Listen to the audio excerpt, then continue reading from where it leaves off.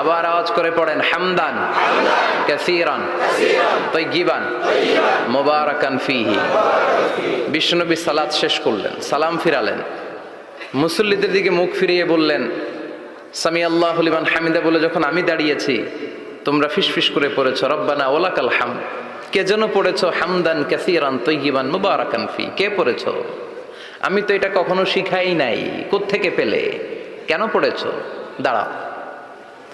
কেউ দাঁড়ায় না, ডানে বায়ে সামনে পেছনে কেউ দাঁড়ায় না, সবাই ভয় পেয়ে গেছে যে কি যেন কি হয়। বিশ্বনবী অভয় দিলেন, বললেন যে আমি কিছু বলবো না, দাঁড়াও।